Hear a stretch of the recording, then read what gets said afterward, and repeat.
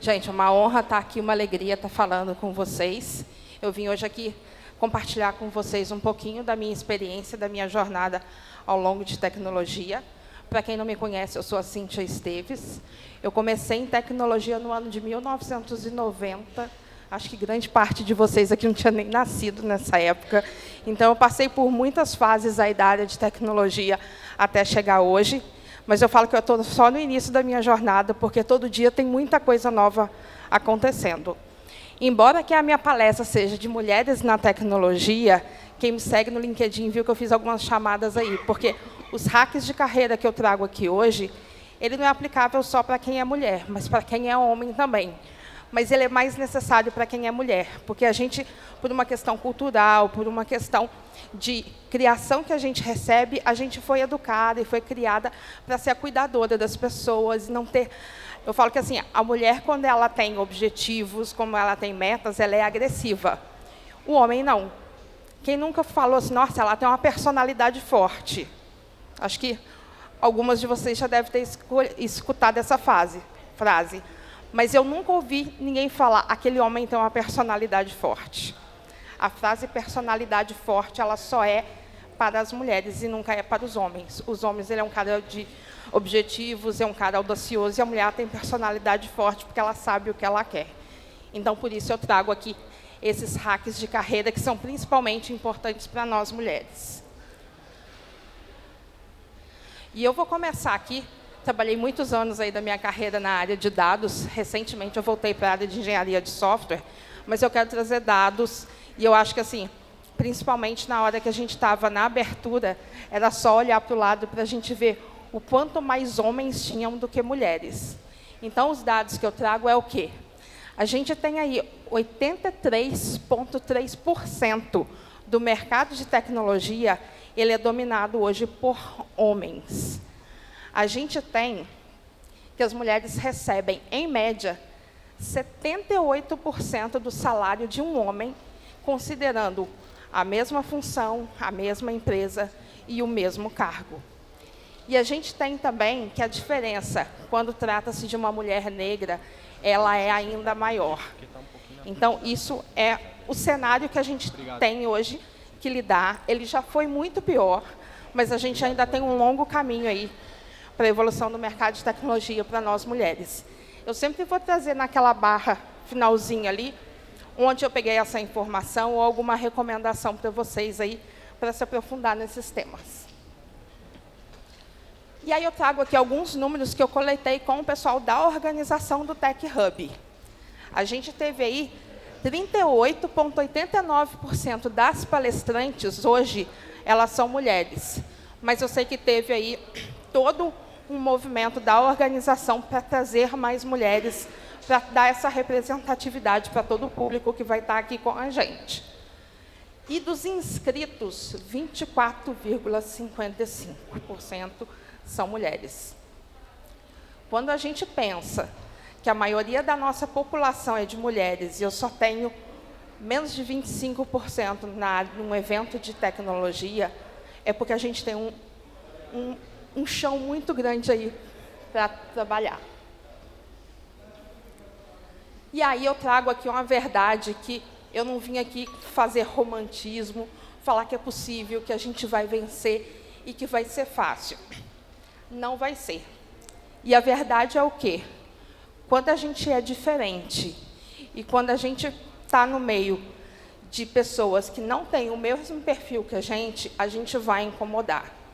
E eu falo assim, que quando eu percebo que eu estou incomodando, é porque eu estou fazendo o meu trabalho de forma correta. Então, a gente tem isso. E o que acontece? Em muitos casos, e não é, pelo menos na minha experiência, não era intencional e não era consciente, da gente ser intimidado, da gente ver o nosso talento e o nosso conhecimento questionado muito mais fortemente do que é questionado do talento e do conhecimento de um homem. E a gente tem que ter esse conhecimento, que a gente está nesse ambiente, mas, assim, mesmo que tenha um leão ao nosso lado, nós somos leoas também. E mesmo que eu seja uma leoa bebê, começando a minha carreira, eu tenho que saber exatamente qual é o meu potencial. E, por isso, a representatividade e a gente ter aí outras mulheres fortes com a gente é tão importante. Porque, às vezes, os homens estão trabalhando em cima de vieses inconscientes e eles não sabem que eles estão tendo uma atitude que está intimidando as mulheres que são do time. E a gente precisa de ter outras mulheres chamando esses caras para tomar um café, dando esse feedback, trazendo exemplos, para que a gente consiga construir um mercado mais igualitário para as mulheres. Deixa eu só tomar uma água aqui.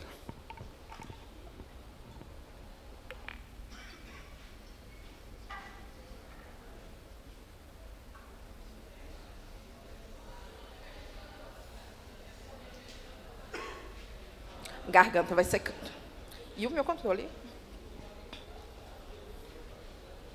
Então, gente, a palavra que eu trago aqui como uma palavra-chave para que a gente consiga reverter esse cenário é a autoconfiança. Por quê? Porque eu falo que a gente só precisa convencer uma pessoa nesse universo inteiro de que a gente é capaz. E, às vezes, essa pessoa que a gente precisa convencer é a pessoa mais difícil, que é a gente mesmo. A gente precisa entender que a gente é capaz. E um exercício que eu gosto de propor para as pessoas que trabalham comigo, que fazem mentoria comigo, é: olha a jornada que você já passou.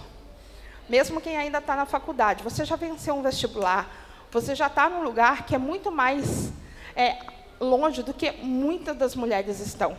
Então, você já é representatividade para muita gente. Então, confie em você, confia na sua jornada, confia no processo que você está passando, porque você vai chegar do outro lado. Se compare só com quem você era na semana passada, no mês passado, no ano passado. Não é justo a gente se comparar com homens e nem com outras mulheres, porque cada um de nós temos uma jornada diferente e as dificuldades que a gente tem, elas são totalmente diferentes. Então, lembra sempre disso. Eu tenho que confiar em mim mesma, porque se eu não confiar, quem que vai confiar em mim? Porque eu preciso me convencer que eu sou capaz, para que as pessoas entendam que eu sou capaz. E aqui eu começo com a minha primeira estratégia como hack de carreira, que é: onde você quer chegar? E aí, vocês devem ter percebido, eu não trago aquele famoso primeiro slide que eu me apresento, de quem eu sou, porque ao longo da apresentação eu vou trazendo alguns exemplos. Essa menininha que está na primeira foto sou eu com 5 anos de idade. E eu lembro que, na época, eu vi alguma coisa na televisão, que eu não lembro o que era, mas eu lembro que eu vi uma mulher trabalhando em São Paulo. E eu, aquela pirralhinha com 5 anos, eu falei: é isso que eu quero para mim. Eu vou estudar, porque quando eu crescer, eu quero trabalhar em São Paulo, num prédio daquele bonito.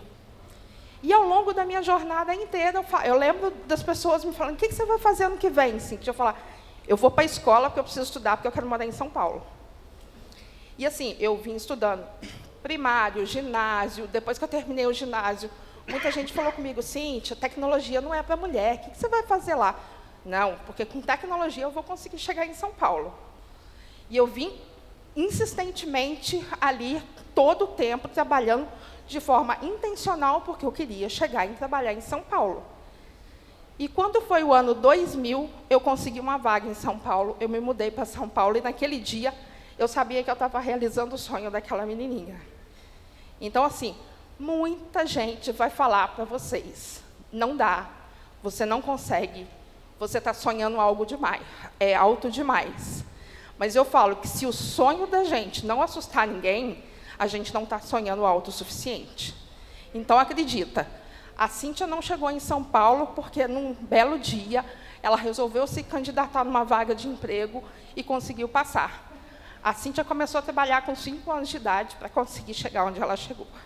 Então, assim, não vai chegar do nada. A jornada vai ser longa, mas ela é totalmente atingível. E aí, recentemente, no início desse ano, eu li o livro Seja Útil, do Arnold Schwarzenegger, que ele é um livro polêmico, tem algumas partes que eu não concordo, mas o primeiro capítulo dele, ele fala exatamente disso. Que ele, se eu não me engano, ele era Suécia, acho que é, esqueci o nome do país dele agora. Mas, assim, ele visualizava que ele ia mudar para os Estados Unidos e ele ia usar o halterofilismo para conseguir a fama dele, conseguir erguer a vida dele. E quando eu vi aquilo, eu falei, gente, mas era mais ou menos... E ele fala que ele começou isso com 12 anos. Então, assim, é uma biografia, uma autobiografia também que tem, que ele vai contar essa mesma história, de você, ao longo do tempo, de forma consciente, trabalhar para o objetivo que você quer. Vai levar um tempo diferente para cada um, mas é possível. E aí, aqui eu venho para a estratégia 2, que também tem muito a ver aí com a gente que é mulher. Você não precisa ter 100% dos pré-requisitos para se candidatar para uma vaga de trabalho. Isso é um comportamento muito comum, porque as mulheres começam a ler ali o que a gente chama de job description da vaga, e que fala todos os requisitos que precisa ter, e ela fala, está pedindo aqui uma linguagem de banco de dados que eu nunca trabalhei. E ela dá um passo para trás e não se candidata. Os homens, se ele contemplar 60% dos requisitos pedidos, eles se candidatam. E eu costumo brincar que eu tenho especialidade em me candidatar a vagas que eu não tenho requisito nenhum. E eu vou trazer 2 histórias aqui que foram aí muito fortes na minha jornada. Quando eu me formei na faculdade, no dia da minha formatura, eu falei, em 1 ano eu estou em São Paulo. Essa era a minha meta naquele momento. E aí eu comecei a procurar, e um dia eu me deparei com uma vaga na AP Info, que eu descobri que ela ainda existe, esse site, e era muito usado na época. E a vaga de trabalho falava o seguinte, procura-se profissional recém-formado pela USP, que conheça Power Builder, SQL Server, SQL Server e seja fluente em espanhol. Tinha uma posição em aberto. Era uma consultoria do Chile. Eu mandei um e-mail na maior cara de pau, porque eu falo que eu não uso base na cara, eu uso óleo de peroba. É a primeira coisa, troquem a base pelo óleo de peroba. E eu mandei, sou profissional recém-formada pela Universidade Federal de Juiz de Fora, moro em Juiz de Fora, Minas Gerais, não conheço Power Builder, mas eu trabalho com Visual Basic, que é um concorrente. Também não conheço SQL Server, mas trabalho muito bem com Access. E consigo aprender rápido. Estou interessada na vaga. Segue o meu currículo. 1 mês depois, eu estava dentro da Nestlé, trabalhando, sem ter os requisitos. Eu só não falei no meu e-mail que eu não falava espanhol, porque eu achei que ia ser um pouquinho demais. Mas deu certo, mandei um portunhol na entrevista, fiquei 4 anos e meio com essa consultoria, viajei algumas vezes para o Chile, fiz diversos projetos com ele. Mas se eu não tivesse tido a cara de pau de falar um não, eu já tenho. Então, vida que segue. O máximo que vai acontecer, eu não consegui a vaga. E alguns anos depois, eu já estava trabalhando, aí eu já tinha me especializado em Power Builder. Uma amiga minha estava saindo da Vivo e falou, Cíntia, tem uma vaga na área de DW. Você comentou comigo que estava querendo ir para essa área de DW, de BI. Você quer ir para a minha vaga? Eu posso te indicar. Aí eu falei para ela, eu quero, né, mas vou começar a estudar ainda. Ela falou, vou te indicar. Na terça-feira, ela me falou, te indiquei aqui, preciso do seu currículo. Guarda a data, terça-feira. Na quarta-feira, a consultoria me liga, 11 horas da manhã. Cíntia, a vaga é urgente. Você pode falar por telefone? Uma época que não existia entrevista virtual. Falei, vamos falar por telefone. Falei por telefone e falou, gostei do seu perfil. Estou passando o currículo para a Vivo, que era o contratante. E aí, meia hora depois, ele falou assim, eles querem falar com você às 5 horas da tarde de hoje, quarta-feira.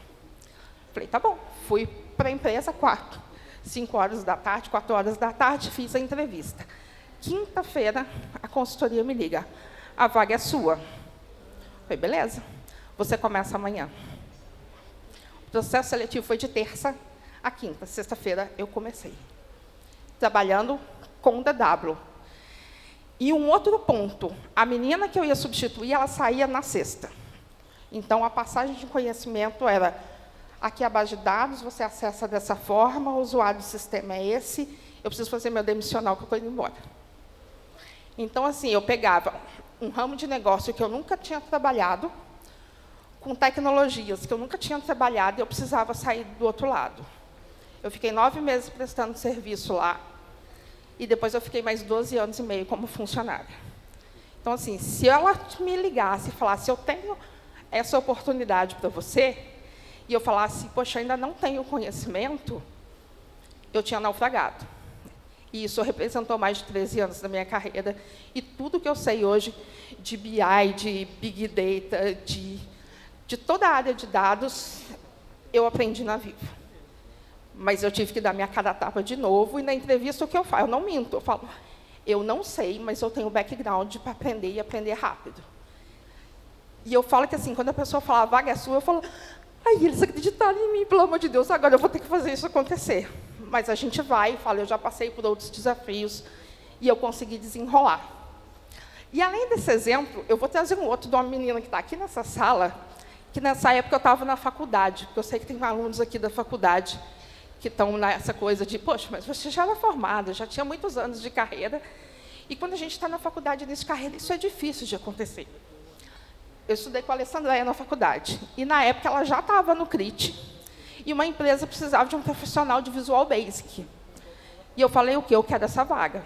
Ela falou, vou passar seu currículo. E aí eu fui para a entrevista.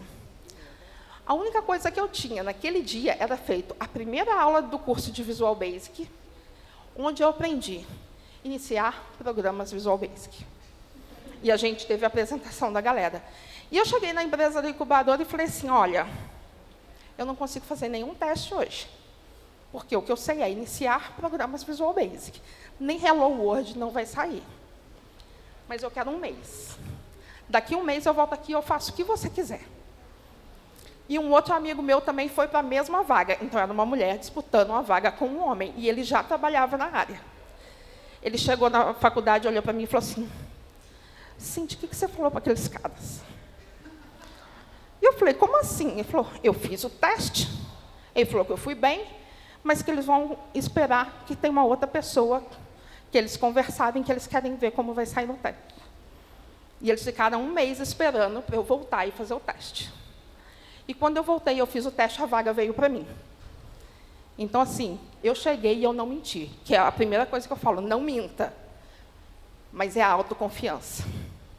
O que eu consigo vender em todos esses 3 episódios é, me dá uma chance, eu tenho background para conseguir, e eu vou te mostrar que eu sou a melhor contratação para você. Então, gente, é autoconfiança o tempo todo. O mercado não vai baixar a cabeça para a gente, é a gente que tem que respirar fundo e seguir em frente. Mago, como que eu estou de tempo? 37 minutos. Já foi ou falta? Ah, então está tranquilo. Boa. Aí a gente chega aqui, quando a empresa, você se candidatou a uma vaga de trabalho, e a empresa te chamou para a entrevista. Hoje, no cargo que eu ocupo, eu faço de 2 a 3 entrevistas ao longo do mês. E, gente, isso é quase que constante. A pessoa não sabe o que a empresa faz, o que é o objetivo da empresa, o que está sendo divulgado na mídia. Isso é crucial para a gente entender o quê? Que o candidato ele efetivamente está interessado. Às vezes, as perguntas chegam até com relação, mas o que exatamente eu vou ter que fazer nesse trabalho? O que eu falo, gente, ele não leu nem o que está no site ou no LinkedIn, do que vai ser essa vaga, dos requisitos que precisam, e chegou para fazer uma entrevista. Então, o que eu falo? Hoje, o LinkedIn é uma arma e uma ferramenta na mão da gente, se a gente souber usar corretamente. Quem aqui tem LinkedIn? Boa, a maioria. E eu falo assim, você vai fazer uma vaga, desculpa, você vai fazer entrevista de uma vaga de uma empresa, entra no perfil da empresa, entra no site da empresa, vê o que as empresas estão fazendo. Tem muita informação ali. Se você, e hoje a maioria das empresas tem esse procedimento, quando é agendada uma entrevista com você, você sabe quem vai ser o seu entrevistador ou entrevistadora. Procura essa pessoa no LinkedIn também. Por quê? Porque se a gente conseguir, no momento da entrevista, gerar uma conexão com essa pessoa, a gente começa a dar um passo na frente de todos os nossos concorrentes. Eu sempre faço isso quando tem algum processo seletivo, Porque eu quero saber, será que essa pessoa já morou em algum lugar que eu já morei? Será que tem algum amigo em comum? Será que ele já passou por alguma empresa que eu também já passei?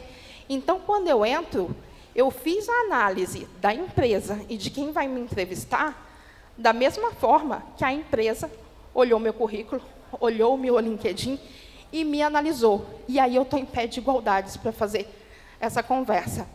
Inclusive, para, quando eu for contar da minha trajetória profissional, eu entender o que esse profissional que está me entrevistando valoriza, o que ele gosta de fazer, para eu dar mais ênfase no que ele gosta e que vai potencializar a minha chance de conseguir essa vaga. Por quê? Porque tudo na vida é conexão de pessoas. O Arthur falou muito bem. Aproveitem o dia de hoje para conhecer pessoas novas. Então, a hora do momento de uma entrevista também é a hora de você tentar se conectar com pessoas. Eu tenho amigos de entrevistas que eu já fiz de trabalho, que o trabalho não converteu e que a gente se tornou amigo pela forma, pelo papo que a gente teve na entrevista. Não gerou o desconforto de, poxa, eu não passei no processo. Pelo contrário, a gente acabou se tornando amigos ou amigas. E aí a gente vai para a quarta estratégia. Saiba como propor a sua pretensão salarial. Isso aqui, gente, é um erro que é muito comum. E eu trago para vocês um exemplo de um mentorado que eu tinha, que ele me ligou feliz da vida que ele ia ganhar R$1.000 a mais. E eu falei para ele, você fez a planilha? Ele falou, não, Cíntia, eu joguei R$1.000 a mais e está tudo certo. E eu falei, a empresa que você está hoje tem PPR, a nova tem? Não perguntei. A empresa que você tem hoje tem day off? Tem. E a nova? Não perguntei. Quanto que é o VA? Quanto que é o VR? Então, gente, saber todos esses pormenores é muito importante. Por quê? Porque, às vezes, a gente acha que está indo para uma empresa que vai ganhar mais, e quando a gente coloca, vou usar o termo papel e na ponta do lápis, mas é numa planilha, a gente vê que a gente, às vezes, está trocando 6 por 5, não é nem 6 por meia dúzia. Então, a gente ter ciência do ganho real que a gente precisa ter, ele é muito importante, inclusive do salário emocional, porque, para mim, o day off é um salário emocional. O dia do meu aniversário, eu quero poder acordar tranquila, tomar um café da manhã tranquila, poder sair para almoçar e não estar no escritório resolvendo bucha. Quanto que vale um dia desse, que é um dia especial? Tem pessoas que não ligam, mas tem pessoas que ligam. Quanto vale um dia de uma folga? Mesmo que você não goste de comemorar seu aniversário, quanto que vale uma folga por ano? Colocar tudo isso no papel para você ter poder de barganha. Um outro ponto, qual que é a média salarial que está sendo aplicada na minha região para esse cargo? Porque, às vezes, principalmente em início de carreira, a pessoa chega e fala assim, olha, eu tenho um cargo de analista júnior aqui. Você quer? Eu quero. Qual é a sua pretensão? R$2.000. De onde saiu esse 2.000? A gente não sabe de onde saiu. E eu vou fazer uma proposta para vocês fazerem um teste na próxima vez que vocês estiverem numa entrevista de trabalho e precisarem passar uma proposta, uma pretensão salarial. Nunca passe um valor redondo, 3.000, 5.000, 10.000, 3.500. Se a gente considerou que existe uma memória de cálculo para chegar nesse valor, você vai estar um passo à frente se você falar qual é a sua pretensão. 13.712,27. E se vocês fizerem isso, depois entra no meu LinkedIn e me manda um ADM me contando qual foi a reação de quem estava te entrevistando. Porque eu posso garantir que vai quase cair da cadeira. Acontece em 100% dos casos. Porque a pessoa fala, como? Não, pera. E 27 centavos? Fala aí, 27 centavos. Mas como você chegou nisso? Fala, toda uma memória. Tudo que eu te perguntei relacionado a VA, VR, tudo isso, eu coloquei numa memória. Eu tenho um percentual de ganho real que eu quero ter. E o resultado que a minha planilha me forneceu é isso. Por quê? Porque você não está mostrando para a pessoa só quanto você quer. Ela está mostrando todo o controle, todo o gerenciamento que você tem, porque isso vai ser trazido para o seu dia a dia. Poxa, eu tenho um projeto aqui, cara, está atrasado 2 meses, isso aí tem um custo. Se eu sei calcular o meu salário, eu também sei o impacto que um atraso de projeto tem, que um colaborador que ficou afastado alguns dias tem. Então, você está vendendo muito mais do que saber calcular o seu salário. Então, isso vai também te colocar um passo à frente dos seus concorrentes. E aí eu trago aqui uma leitura recomendada, que esse livro... Eita, travou aí? Obrigada, Mago. Volta uma página, por favor, dá um page up, por favor. Ele passou. Boa. E aí eu trago aqui uma recomendação do livro, que foi um dos divisores aí na minha carreira, que é o Negocie como se a sua vida dependesse disso. Ah, é verdade, né? Só pensar, né, Mago? A vergonha que eu passei. E esse livro aí foi um dos livros que foi um dos divisores de água da minha carreira, que é o Negocie como se a sua vida dependesse disso. E você vai aplicar isso não só na área profissional, mas em qualquer âmbito da sua carreira. Então, eu recomendo fortemente a leitura dele. E aí a gente vem aqui para o use o teste técnico como demonstração de autogerenciamento. Eu vejo muito em LinkedIn as pessoas falando assim, é um absurdo. A empresa pediu para eu fazer um teste técnico que leva 1 semana. Eles querem que eu faça um projeto para eles e não vão me remunerar. E quando eu vejo aquilo, eu me controlo, mas eu tenho vontade de comprar uma treta. Mas eu fico na minha, porque isso não vai ser bom para a minha imagem. Por quê, gente? A empresa ela não quer que você fique 40 horas fazendo um teste técnico. O que ela está querendo ver é, você consegue gerar uma solução dentro do tempo que você tem e que você vai se dedicar a esse teste técnico? E eu vou trazer ali um caso que teve do Zé Delivery. Eu passei por um processo seletivo do Zé Delivery e tinha um teste técnico. E eu peguei e falei, ok, eu vou dedicar 6 horas da minha semana para fazer esse teste técnico. Era uma vaga na área de dados, de gestão de dados, e eu tinha que fazer uma simulação de um planejamento de um projeto. É óbvio que tinha muitas variáveis para avaliar. Então, o que eu fiz? Dei uma olhada por cima, assumi algumas premissas, coloquei uma proposta de uma solução paliativa que poderia ser implementada em 2 semanas e coloquei, no final, uma recomendação de uma estruturação correta, que aí seria um projeto de verdade, com 2, 3 meses de duração. Então, assim, isso vale tanto para a área de gestão quanto para a área técnica. Eu não estou ali avaliando se você vai ficar 40 horas numa semana focado num teste. Eu quero saber a sua habilidade. Eu tenho um problema para resolver, se você vai conseguir se organizar, às vezes, para entrar com uma solução rápida e me falar o que é a solução definitiva no final do tempo. Então, isso também está embutido dentro do teste técnico. Só que as empresas não deixam isso explícito, exatamente porque você está sendo avaliado. Então, quando tiver isso, traz essa visibilidade. Gente, eu dediquei 6 horas da minha semana. Por quê? Era 1 hora e pouquinho depois do trabalho, porque eu tenho meu dia a dia aqui para contemplar. Porque ele não quer a solução toda. Ele quer saber se você tem uma solução assertiva. E, às vezes, trazendo para o mundo de BI, uma solução pode ser criar uma planilha no Google Sheets, entregar uma solução e falar, agora, o projeto correto, você vai ter que fazer todo um processo de gestão, todo um processo de limpeza de dados, confecção de dashboards para chegar no resultado. Com 6 horas, eu consigo te entregar essa informação que vai estancar o problema enquanto o projeto definitivo vai estar sendo resolvido. Tá? Precisa montar uma query? Beleza, eu vou montar uma query mais básica e vou deixar. Então, assim, trazer tudo isso, eu estou vendo que assim, você é um profissional que eu não vou precisar microgerenciar, que eu não vou precisar pegar pela mão. E aí, dependendo do seu grau de senioridade, eu sei qual que é o acompanhamento que eu vou precisar dar para você. Às vezes, a gente pega profissionais seniores que você fala, se eu contratar esse profissional, eu vou ter que pegar pela mão, porque eu não vou conseguir que ele faça essa autogestão. Então, a questão do teste técnico é muito mais do que só a parte técnica. Ela também tem uma parte toda por trás. E, óbvio, se eu estou contratando um profissional Python, eu preciso que ele consiga fazer, pelo menos, uma função mais básica e entregar uma qualidade de código que tenha sustentabilidade, que seja de fácil leitura. Mas tem muito mais do que a parte técnica, que é avaliada também nesses testes técnicos. E aí, aqui a gente tem a parte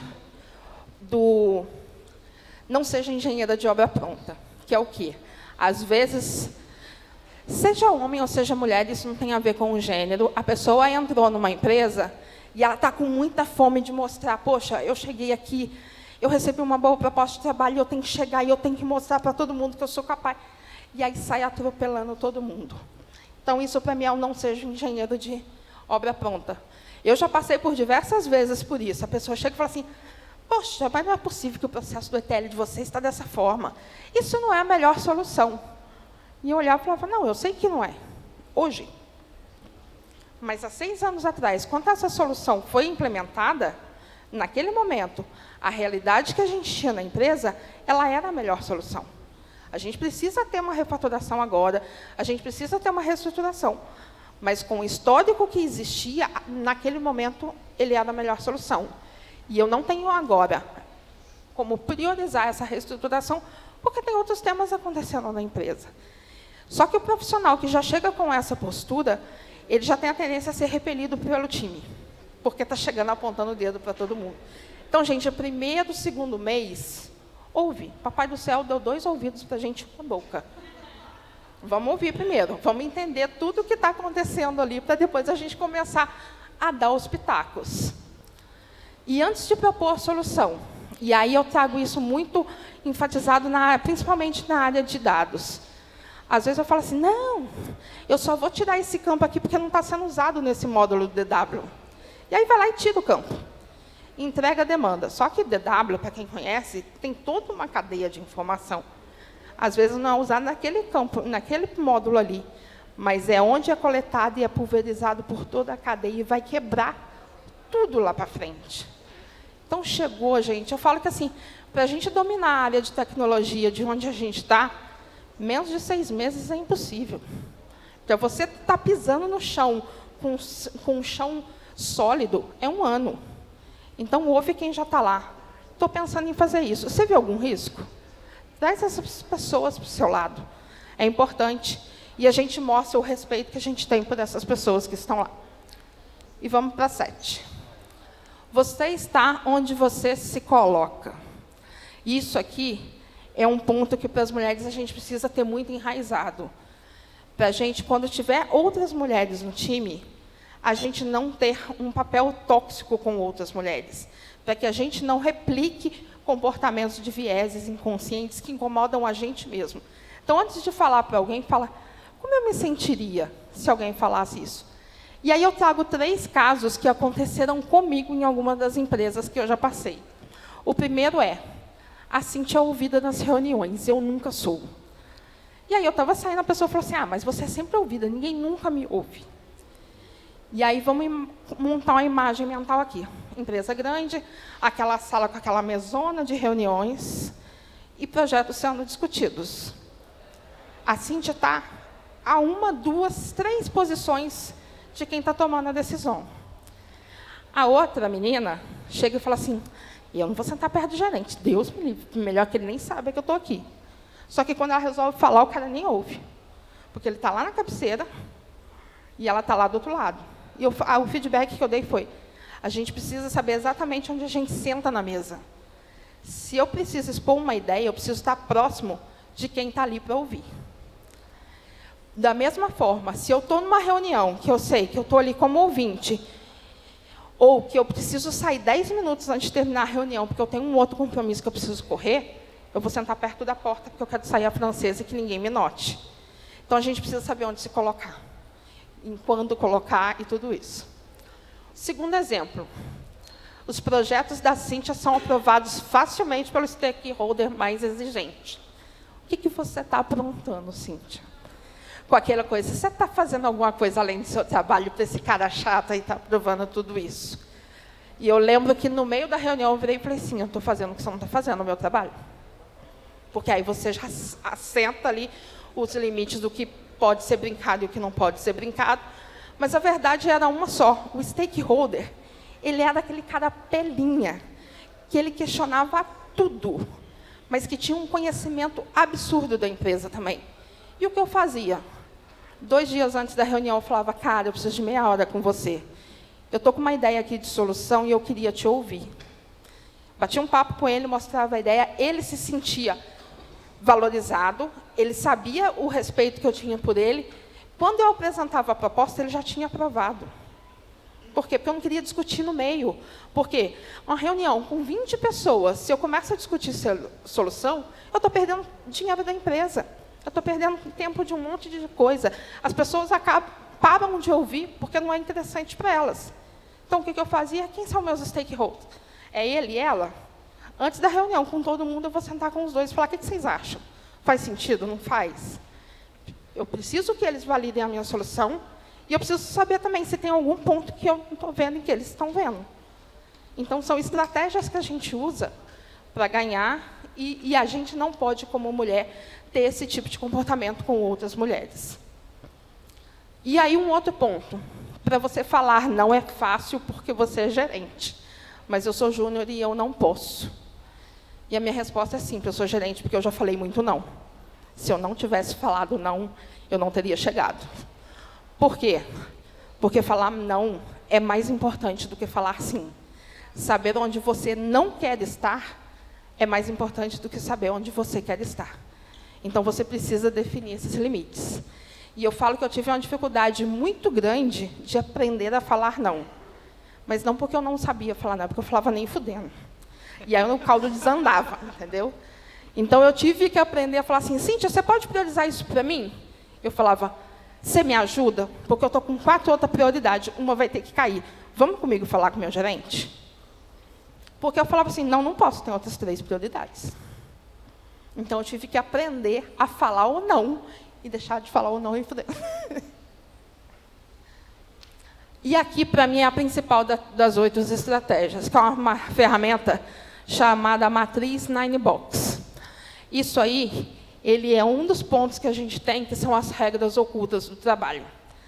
E eu uso ela desde que eu conheci essa ferramenta, e foi o grande divisor de águas na minha carreira. O que ela faz? Ela avalia o potencial do profissional versus o desempenho que ele tem. Então, as cores ali, eles já dão um indício. Se você tem um baixo potencial e o seu desempenho também está baixo, e chegarem para o seu gestor e falar, precisa cortar uma pessoa do seu time, você já sabe que aquele cara que está ali naquele último quadrante ali, ele vai rodar.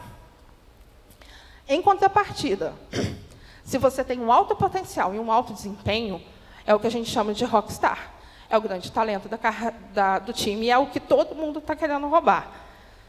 Então, eu uso essa matriz não só como gestão do meu time, mas eu comecei a usar ela como gestão da minha carreira. E eu faço 2 análises. Primeira, eu faço a minha autoavaliação e eu assumo o chapéu de gestora do time e eu coloco o meu time inteiro dentro dessa matriz para ver. Eu sou a última da fila? Se passar um facão, ele vai me atingir? E se eu vejo que eu sou a última do time, eu sei que eu preciso me coçar e que eu preciso acelerar, porque se o facão vier, eu sou a primeira a ser atingida. Eu falo, você não precisa correr mais rápido que todo mundo, mas você não pode ser o último. Então, esse é o primeiro ponto. E o segundo prisma que eu utilizo é para avaliação das minhas competências.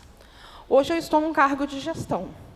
Então, eu tenho algumas habilidades e algumas competências que eu preciso ter para me manter nesse cargo. E aí eu uso a matriz do tipo, ok, como gestora, gestão de pessoas é algo que eu preciso ter um potencial grande, mas é o que eu mais tenho que desempenhar. Se eu não estiver lá naquele primeiro quadrante, isso vai impactar minha carreira. Codar, eu preciso codar? Hoje eu não preciso mais codar. Então, eu tenho um potencial baixo ali, ninguém espera que eu esteja codando. Mas se precisar botar a mão na massa porque o time está sobrecarregado, eu hoje abro a tela preta e eu vou codar. Então, eu tenho um desempenho acima do esperado. E tudo isso... 10, tá bom. Não, já está no 8, tá suave. Então, eu faço isso com todas as habilidades, todas as competências que são esperadas para o meu quadro, para o meu cargo. Por quê? Porque aí eu vejo o que são as minhas fraquezas, os meus pontos vulneráveis e que eu preciso ou fortalecê-los ou administrá-los, e o que são as minhas grandes fortalezas. Eu, sabendo disso, eu consigo administrar e mitigar um risco de um eventual corte. Então, isso, para mim, é uma ferramenta que ela é fantástica, mas ela é muito questionada, do tipo, poxa, mas um gestor ele vai saber quem vai mandar embora? Qualquer gestor ele precisa ter essa resposta o tempo todo. E vamos para 9. Networking tem que funcionar como uma escada rolante. Quem nunca viu aquele amigo que tem 10 anos que a gente não encontra, e aí ele chega e fala assim, oi, João, tempo que a gente não se vê, eu vi que tem uma vaga lá na sua empresa, você pode me indicar? E aí você olha e fala assim, mas tem 10 anos que ele não fala comigo, gente. Nem lembrava que ele lembrava que eu existia. Por quê? Porque a pessoa só foi atrás de você na hora que precisou de um favor. E depois que tiver esse favor, vai sumir de novo. Então, eu falo, networking, gente, tem que ser igual a escada rolante. Se eu não me engano, ali no Independência Shopping já é assim. Você chega na escada rolante, ela está rolando devagarinho. Quando você entra na escada, ela começa a rolar mais rápido. E eu falo que, assim, o melhor momento para a gente fazer networking é quando a gente está bem. E essa escada ela tem que estar o tempo todo rolando devagarinho, porque na hora que eu precisar dela, ela já está rolando e ela vai rolar mais rápido. Em vez de eu ter que falar, putz, agora eu vou ter que ligar a escada, torcer para o motor ainda lembrar de como funciona e fazer isso funcionar. Então, mantenha isso sempre. Escolher estrategicamente quem são os seus aliados. Quem são as pessoas que, se der um problema, vai me defender? Eu preciso saber quem são essas pessoas. Com quem que eu posso contar? Deu ruim. Fui demitido. Quem que pode enviar um currículo meu para uma empresa? Eu preciso saber quem são.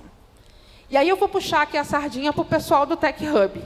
Participe de uma comunidade. Você conhece pessoas que você jamais conheceria se você não tivesse inserido dentro de uma comunidade. E esse evento que está acontecendo aqui é o resultado da força de uma comunidade. O pessoal lá da organização, né, Mago, fala que não está ganhando nada com isso. Financeiramente, eu sei que não. Pois é. Mas a projeção de carreira que eles estão tendo hoje é absurda. Então, assim, seja membro ativo de uma comunidade. Você não precisa ser da organização, eu sei que isso demanda muito tempo. Mas seja ativo em uma comunidade, porque isso vai te abrir muitas portas.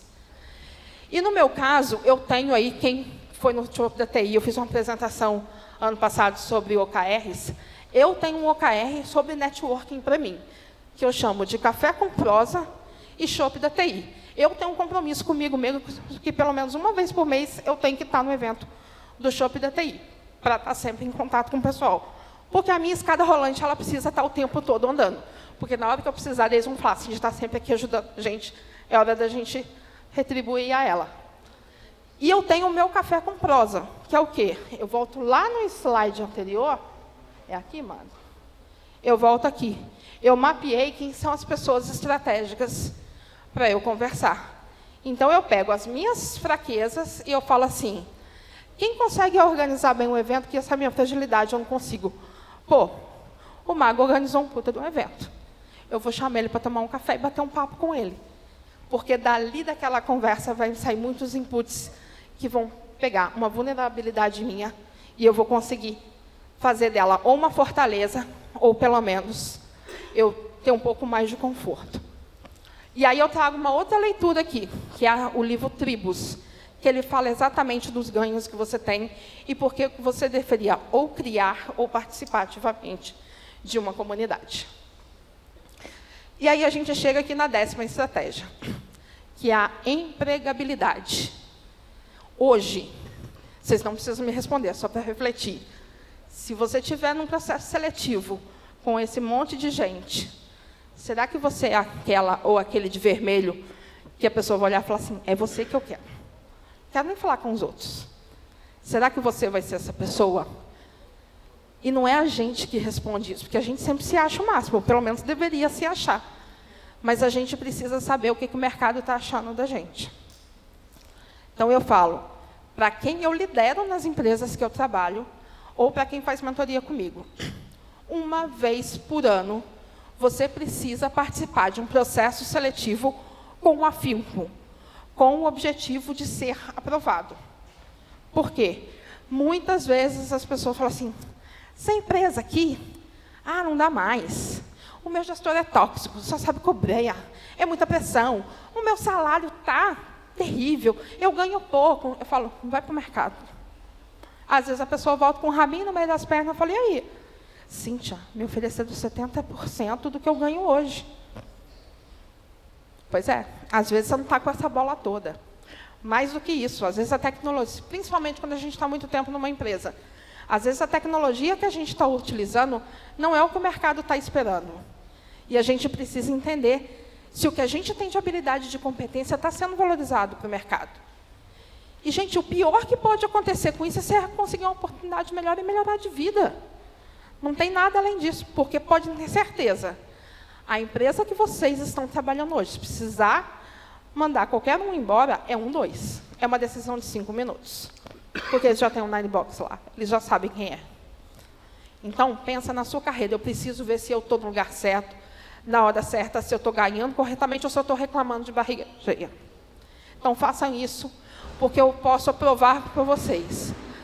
O melhor negócio, a melhor proposta da sua vida vai ser no momento que você está mais feliz na empresa que você está hoje. E vai ser também a decisão mais difícil.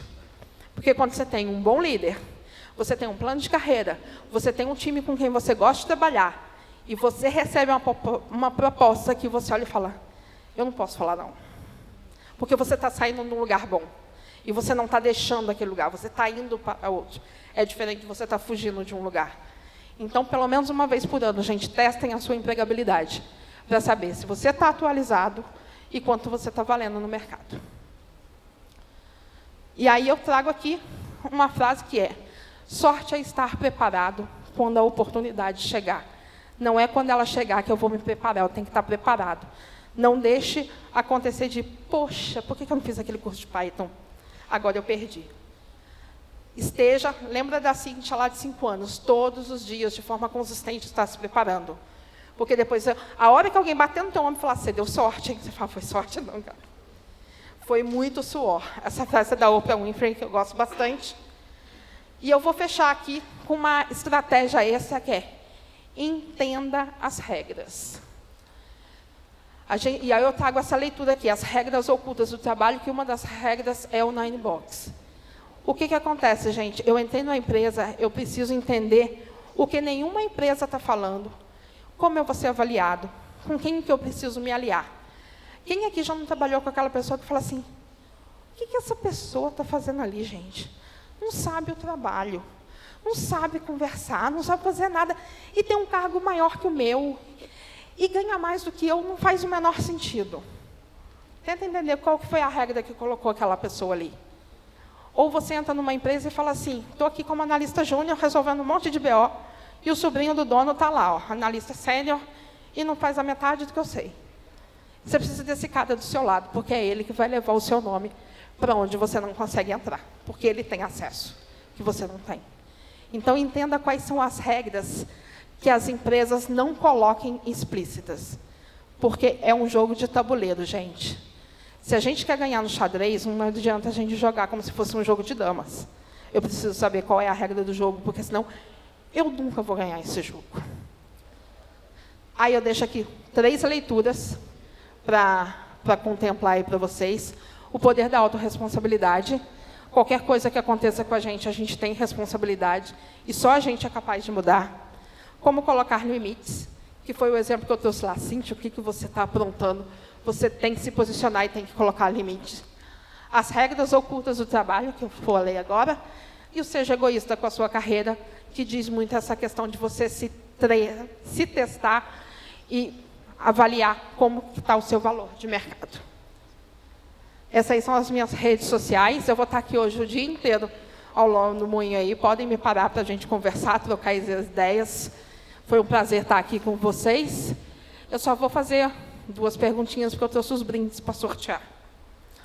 Gente, eu estou aqui com 2 brindes, que são 2 kits. Ele vem uma prensa francesa, um livro, e uma prensa francesa, um livro, e uma camiseta do Café das Minas, que se não serviu o tamanho que está ali, a Lê já combinou comigo que ela faz a troca.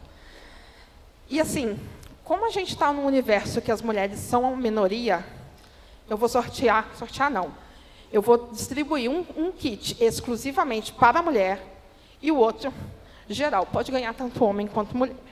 Então, eu vou fazer algumas perguntas aqui. Quem souber primeiro levantar a mão, eu vou levar isso. A primeira é, quando eu falei de salários, eu fiz a recomendação de uma leitura de um livro. Meninas, que livro foi esse? Sabe?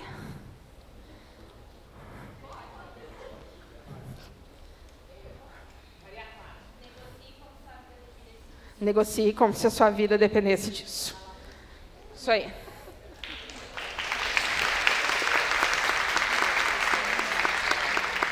Depois tem que ler o livro, tá? Passa um café e lê o livro. Pode? Imagina. Deixa eu ver qual foi a outra pergunta aqui que eu trouxe.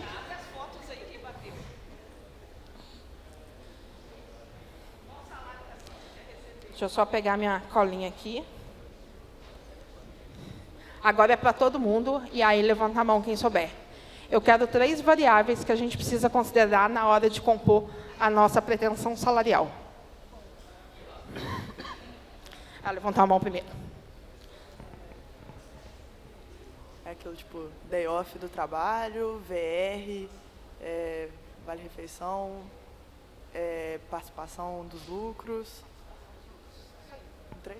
Isso aí. Gente, e é isso. A gente está o tempo todo aí com essa possibilidade. Eu espero que vocês tenham gostado.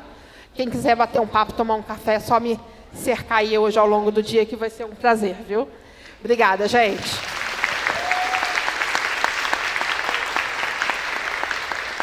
E também obrigado, pessoal, aí do Tech Hub aí, pelo espaço.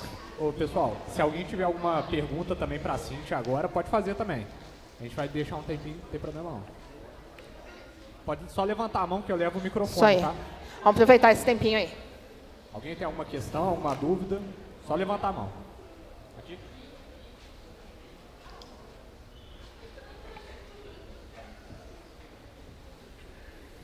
E tudo bem? Bom dia. Bom dia. Cíntia, rapidão. Como que você soube escolher... Coloca o microfone. tá. Como que você soube escolher, né, quando você queria ir para a área gerencial ou para continuar no lado técnico? Né? Se eu, por exemplo, gosto de programar e ser do lado técnico, quando que eu devo fazer essa mudança? Se eu devo fazer, depende da empresa, é só a minha escolha. Você fala mudar da tecnologia que você utiliza? Não, eu digo tipo assim, como lado técnico, né, de programador, para o lado gerencial, como o seu. Né? Gestão. Gestão. Isso. É uma ótima pergunta. E eu lembro quando eu entrei na Vivo em 2007, o primeiro feedback que eu tive com a minha gestora, ela falou, o que você vê para a sua carreira no futuro? E eu olhei para a cara dela e falei assim, qualquer coisa menos me tornar gerente. Porque, assim, estava totalmente fora dos meus planos. Por quê? Porque eu queria ter o controle do que eu estava fazendo. A qualidade do código que eu entregava, das demandas que eu entregava, eu tinha gestão total. Quando a gente se torna gestor, a gente não tem controle, porque eu dependo de cada um dos meus colaboradores do time. Então, eu preciso que o time esteja totalmente engajado, comprando a ideia para fazer. E o meu resultado é o resultado do time. Se o time performar bem, eu também. Se o time performar mal, não importa o quão boa eu seja, eu estou performando mal. E aí, apareceu aquela menininha de cabelo vermelho ali, que foi quando eu me tornei mãe. E aí, eu comecei a ver o quanto é legal você começar a dar inputs para as pessoas, a fazer as pessoas crescerem e você começar a ser reconhecido. E mesmo assim, até ela fazer os 5 anos de idade, eu não tinha essa visibilidade. Até um dia que eu tive um gestor, que ele era fantástico, e que quando ele entrou na empresa, ele entrou muito naquela coisa de deixa eu conhecer o time, ver como o time anda, e aí ele me chamou para conversar. E aí eu falei para ele assim, olha, fulano de tal, pontos fortes são esses, a gente precisa administrar esses outros aqui, que são as vulnerabilidades dele. Fulana manda muito bem nisso, mas tem um problema e tal. E aí eu passei o perfil do time inteiro. E aí ele olhou para mim e falou assim, sim, por que você não é coordenadora desse time? E eu olhei para a cara dele e falei assim, você está louco, eu não quero a parte de gestão para mim, eu quero ser técnica. E ele olhou para mim e falou assim, você já está coordenando esse time há muito tempo e ainda não se entendeu. E as pessoas estão te manipulando, porque você está fazendo um trabalho bem feito e não está sendo remunerada e nem recompensada por isso. Eu fiquei 3 dias sem falar com ele. Que ele chegava e falava, bom dia, eu falava assim, não tenho maturidade ainda para falar com você, preciso absorver a notícia. Porque eu não me via daquela forma. Eu falei, você acha que eu, com mais de 40 anos, estou sendo manipulada? E 3 dias depois ele chegou e eu falei para ele, vamos tomar um café? Ele falou, você está mais calmo? Eu falei, não, estou mais puta. E ele falou, por quê? Eu falei, porque eu entendi que você tem razão. Eu estou coordenando esse time, não me liguei e não estou pleiteando o que eu realmente preciso. Então, veio de uma forma muito orgânica de ver que eu já estava fazendo um trabalho de coordenação em paralelo com a parte técnica. Não foi algo que eu falei, eu quero. Entendeu? Mas uma dica que eu dou é, você está preparado para ser o vilão da história de alguém? Porque ser líder é ser o vilão também. Se você quiser ser só o herói, continua na área técnica. Exatamente colocando a mão na massa, codando. Se você tiver estrutura para aguentar ser o vilão de alguma história, aí você vai para a gestão. Porque não importa o quão bonita você estruture, alguém vai dar a versão e vai ser diferente da sua e vai te vender como vilão. O João me mandou embora porque falou que eu não estava performando, e eu estou mandando super bem. Às vezes não é nem código, às vezes é comportamento, às vezes é código, que a pessoa não tem a percepção que não está mandando bem. E você vai ter que fazer esse papel. Respondeu? Galera, infelizmente a gente vai ter que encerrar as perguntas, peço perdão. Mas assim, vocês podem conversar com a Cíntia, né, por causa da próxima palestra que vai ter. Ela vai estar aqui o dia inteiro, e inclusive a gente vai ter a mesa redonda. A gente já convidou, né, a Cíntia para poder participar da mesa redonda, e a gente vai falar mais sobre carreira, então ela vai dar mais dicas lá, a gente vai poder conversar num formato mais que todo mundo consegue falar também, ter mais tempo. Então fiquem à vontade também para entrar, ver ela no corredor aqui e falar com ela. É isso aí, gente. Obrigada, e quem não conseguir me encontrar no corredor pode se conectar no LinkedIn, a gente marca o Café com Prosa também. Obrigada, gente. Bom dia.